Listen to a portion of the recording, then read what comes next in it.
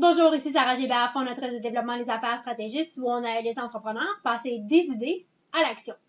Puis aujourd'hui, la question vient de Louise. Louise m'envoie un courriel pour me dire « Sarah, j'ai tellement de choses à faire sur ma liste de choses à faire, je ne sais même pas par où commencer. »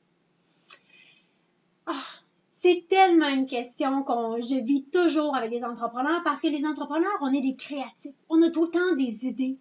Le cerveau, il n'arrête jamais. On est vraiment là, notre business, elle est dans notre sang, elle est dans notre tête, même si on ne travaille pas 80 heures semaine. Des fois, oui. Mais notre tête, elle, c'est 24/7. Donc, on est toujours dans la création, l'innovation et l'effet d'avoir d'idées. Maintenant, des fois, ça devient débordant. Donc, qu'est-ce qu'on fait quand notre liste de projets, d'idées, elle déborde? Bien, moi, je vous propose le concept du 20%. Pas 80%, du 20%. Ce que je veux dire ici, c'est que vous prenez 20% de vos idées seulement. Donc, prenez une feuille de papier et écrivez tout ce que vous voulez faire, tous les projets que vous voulez mettre en branle, toutes les idées que vous avez. Je veux refaire mon site web, je veux faire une stratégie de communication, je veux lancer une infolettre, je veux développer des nouveaux outils, je veux faire toute la liste. Aucun filtre, simplement écrire toute votre liste au complet. Vraiment là, dégagez votre tête et mettez tout ça sur papier. Et de là, prenez 20% de ça.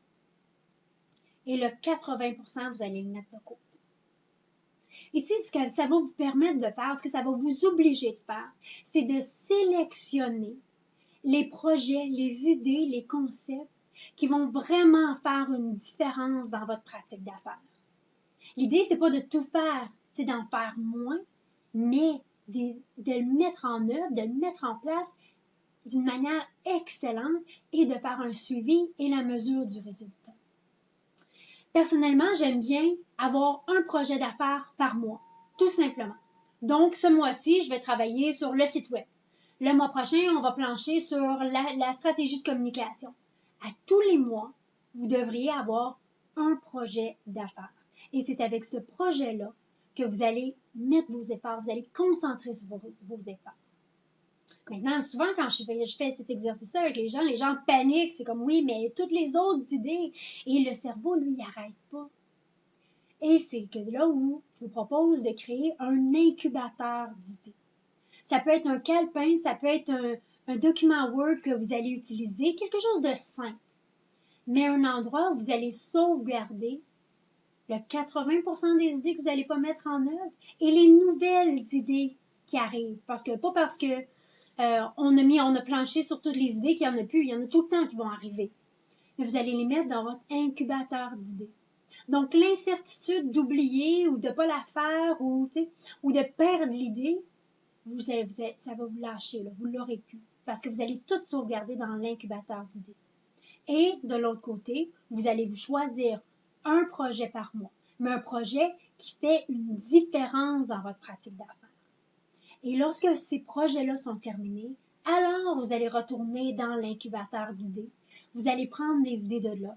C'est drôle, souvent quand on retourne sur l'incubateur d'idées, des fois on regarde des idées et on fait comme moi, finalement c'était peut-être pas si génial cette idée-là, ou ouais, ça faisait du sens, mais pas sûr, tu sais. Donc prenez du temps pour bien planifier, pour exécuter, mettre en place avec une excellence et vraiment faites le suivi, faites le mesure des résultats.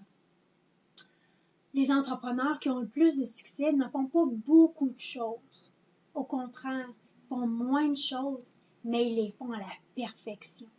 C'est ça la différence entre quelqu'un qui réussit et quelqu'un qui excelle. Donc, merci Louise pour votre question. J'espère que ça vous a aidé. Comme à l'habitude, vous trouverez mes coordonnées ci-bas. Si vous avez des questions, des commentaires ou un questionnement, contactez-moi, ça me fait plaisir. Les capsules, on les fait pour vous. Comme vous voyez, c'est vraiment ad lib. On les aime vos questions parce que c'est ça qui nous aide à vous aider, à mieux vous accompagner.